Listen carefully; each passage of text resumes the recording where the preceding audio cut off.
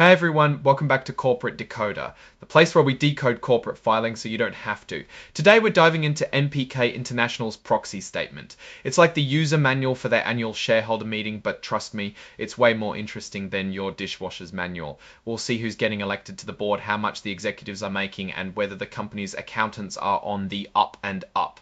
Think of it as the corporate equivalent of a tell-all gossip magazine, but with less juicy drama and more, well, let's just say different drama. First things first, the main event, the annual meeting on May 15, 2025. Stockholders get to vote on a few key things like who gets a seat on the board and whether they approve of how much the top executives are getting paid. It's like a corporate election. If you own stock on March 24, 2025, you get a say in these decisions. Let's talk about who they want on the board of directors. There are 8 nominees and the company wants you to vote for each of them. These are the people who will be steering the ship for the next year. The nominees include Rose Robeson, who's been the board chair since 2023, and a new addition, Joseph Cutello. Of course, Matthew Lanigan, the president and CEO, is also on the list. It is a group of diverse skills such as manufacturing, legal, supply chain, and risk management. Now, before we get too deep, let's quickly mention the filing fees.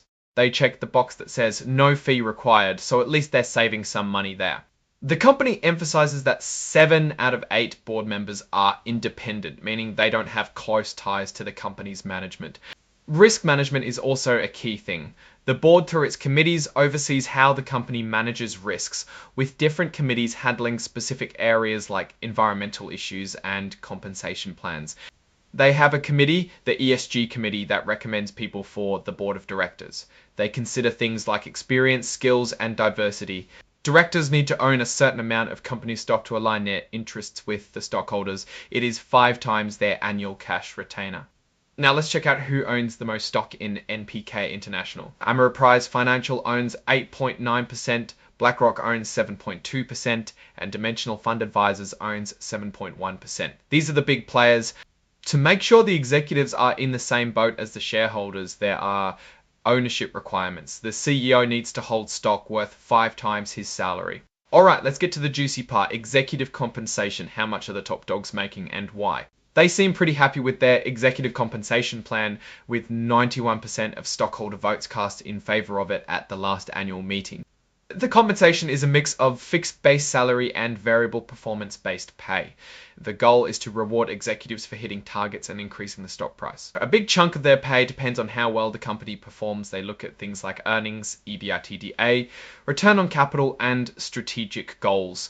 They are encouraging long-term growth in stockholder value. Multi-year vesting periods and long-term cash awards are important here. For 2024, the big financial goals were consolidated EBITDA, return on net capital employed, and operational efficiency. Based on those results, CEO Matthew Lanigan got $619,529, a lot less than his target. If the company does amazing, more bonuses. The performance-based cash awards granted in 2021 achieved a 2024 payout of 186.5% of target. The other half is in restricted stock units which vest over 3 years. Besides the big bucks, executives get the standard benefits like health insurance and a 401k.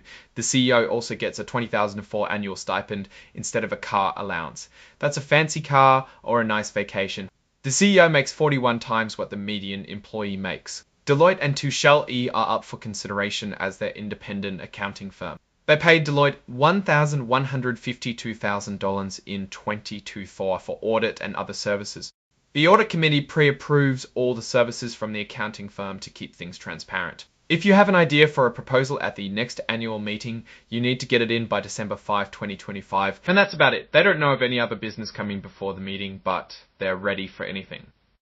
Now, let's take a step back and look at the big picture. It looks like NPK International is focused on rewarding its executives for performance and aligning their interests with stockholders. One potential weakness might be an over-reliance on traditional financial metrics in the short term.